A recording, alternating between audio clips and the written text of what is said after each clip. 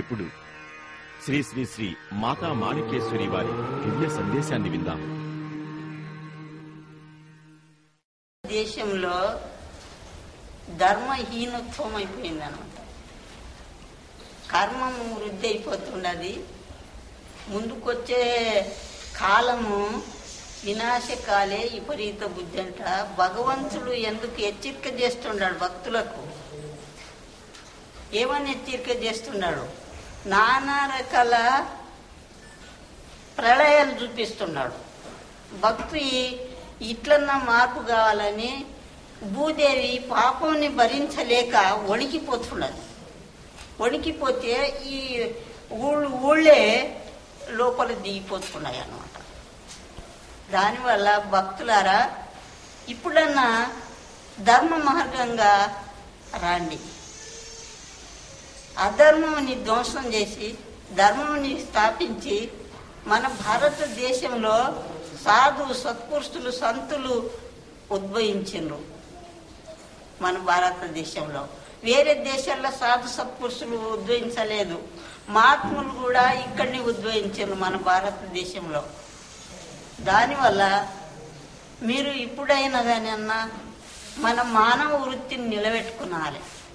మనుషుల్లో ఏమాత్రము మానవత్వం అనేది లేకుండా అయిపోయింది అన్నమాట. ఈనత్వము ఎచ్చైపోయింది, రాక్షసి కృత్యం ఎచ్చైంది, దేవకృత్యం శూన్యమైంది.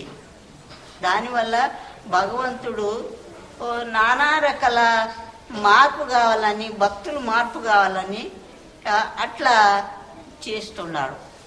ఇట్లన్నా మీరు మేల్కొని భగవంతుని సాన్నిధికి పోయేటట్ల మీరు పరమాత్మని ధ్యానించుకొని అహింసో పరమో ధర్మ. హింస మన ప్రాణం ఎట్లనో ప్రతి ఒక్క ప్రాణి కూడా మనలాగానే. దాంట్లో కూడా ఆ పరమాత్మని అంశమే ఉంది అన్నమాట.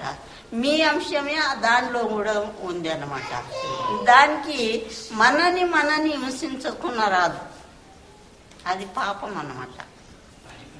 మన వల్లనే ప్రతి ఒక్క ప్రాణిని 80 లక్షల జీవరాశులతో సహా అవి ఆత్మనే.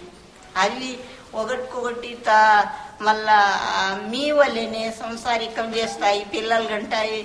మళ్ళా అవి ఒకరికొకరు ప్రేమ చేసుకుంటాయి. సీమె ఇంత చక్కెర వేస్తే ఒక్క సీమె చూసి అన్ని తన గుంపునంతా తీసుకొస్తారు. ఒక్క క్షణం లోపల చక్కెరనంతా అరుచేస్తారు. అట్లా మీరు కూడా మన మానవ వృత్తిని బంధువులారా మీరు ఆ అహింస పరమధర్మం అది సనాతనం నుంచి వచ్చిందనమాట. మన వల్లనే ఒక ప్రాణిని చూసుకునాలి అని పెద్దలు చెప్పినారనమాట. దాన్ని గ్రహించుకొని మీరు ఈ మధు మాంసాలు మానుకుంటే అవి ఆ మధు మాంసం ఎవరు తినాలి?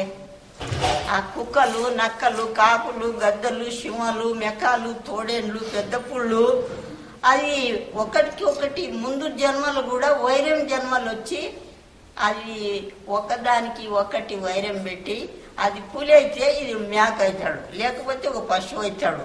దానికి అనుకూలంగా ఎప్పుడో చిక్కుతుంది. చిక్కినప్పుడు ఎక్కడ పట్టుకుంటుంది? గొంతు ఇక్కడ పట్టుకుంటుంది అనమాట.